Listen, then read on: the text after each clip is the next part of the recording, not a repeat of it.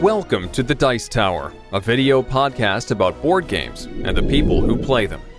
This is a special episode of the Dice Tower in which Tom and Melody Vasel talk about their top 100 games. And now, here are your hosts, Tom, Melody, and Holly Vasel. Welcome to the Dice Tower. Hi, I'm Melody, and we're going to talk about our top 100 games. What are you doing? This ain't board games. I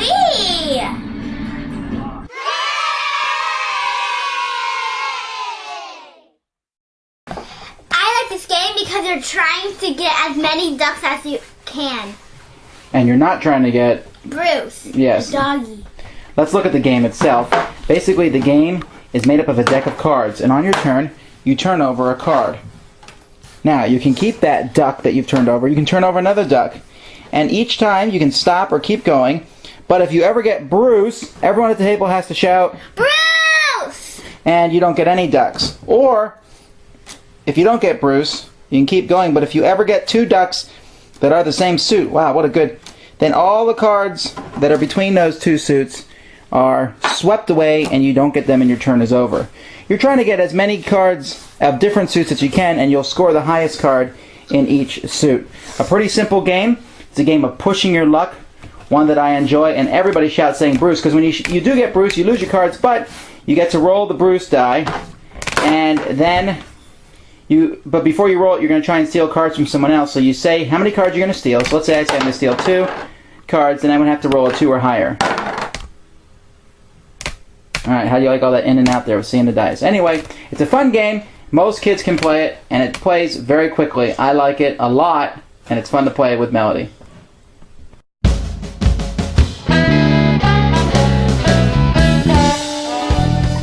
What are you doing? Alright, well my next game is Railways of the World. Actually, my next game is Railroad Tycoon. Why am I showing you Railways of the World? Because basically this is Railroad Tycoon. The name has been changed because they no longer are using that franchise, but it's pretty much the same game. Although Railroads of the World does come with an extra board of Mexico, which is a smaller, shorter game.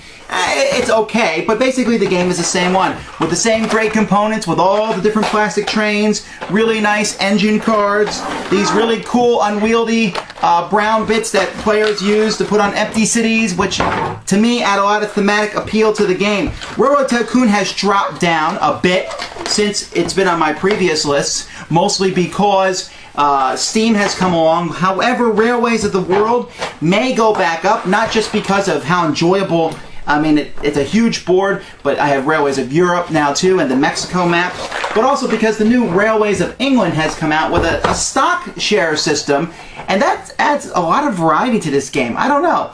I mean, I don't always feel like playing a big, sprawling game, but this is one that I have enjoyed ever since the first moment I play tested it years ago. I'm still a big fan of Railroad Tycoon, or as it's now called, Railways of the World. If you like train games, this is one you should check out.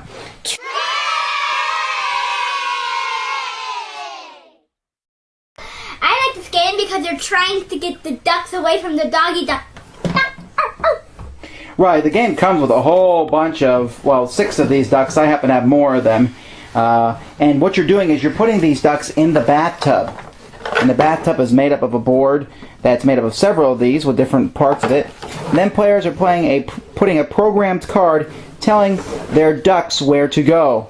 And you're trying to get your ducks to go to a certain spot, to different buoys that are on the board, and then to the drain that's in the middle of the board. And the first person to do that wins, but you can bump other ducks. And as Melody was saying, there's one variant you can play where the duck is chasing you. But people are going to like the game because of the ducks. I think that's why Melody likes it so much. And it's a simpler version, I would say, of Robo Rally. So Duck Duck Go is definitely all about the ducks. What age is this game good for? Maybe 5 and up?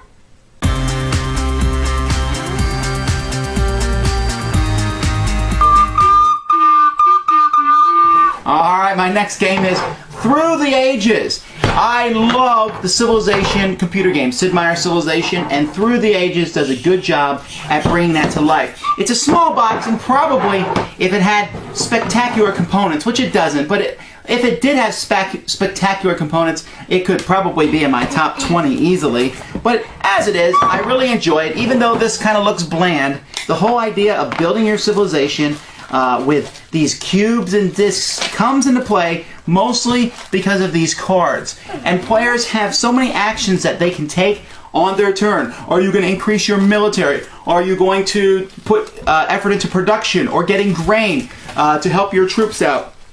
What are you going to do to make your civilization better? Are you going to try to get technologies, get a leader who will lead your country into greatness? All this works together. The rulebook seems kind of overwhelming to some degree. There's 3 different versions of the game. My favorite is the not the full game, but the advanced game. I'm pretty happy with that. The full game is okay, but I like the advanced game the best. It's a little long, which is why maybe, again, it doesn't go as high on my list as it could, but it is one of those games that from the moment I play it, I'm completely engrossed in it and totally interested in how it's going to turn out through the ages.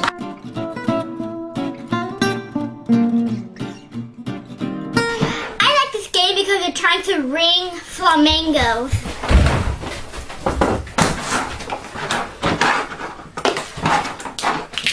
Oh boy. Oh. Alright. I'm not doing... Alright, come on now. Ah! Ah! Ah!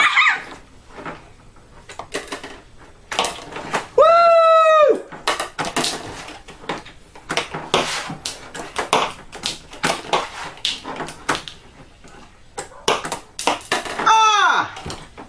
Alright, looks like I won with 1 ringed flamingo. Not yet. Ha ha ha.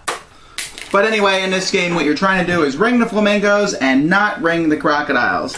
It's a lot of fun using these rings, which are nice and flexible, to get on top of the flamingos. First person to land on top of a flamingo gets it, and I am the champion.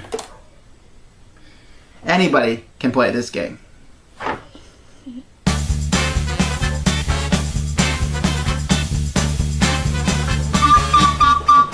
Alright, 7 Ages. Hey, I just talked about a civilization game. Here is another one, 7 Ages, and this game needs help. It is long, it is sprawling, the pieces are terrible. It has an absolutely beautiful map. This is just part of the map of the whole world, but other than that, it just comes with these little chits that you find in war games. In fact, there were some pieces missing and I had to add my own little plastic pieces to help make the game run a little bit more smoothly. And the leadership tokens are all but incomprehensible. So why do I like the game so much? And I'll tell you, it's because of one thing. This deck of cards. In this deck of cards, you will take a civilization. And that civilization, you will run it. This is the Chimu. And you will run them as far as you possibly can. And if they don't work, you start up another civilization. And you have all different civilizations. The Celts, the Shang, the Sudanese, the Hittites, the Magyars, the Amazons, the Italians, the English, the Ukrainians, the Goths, the Franks.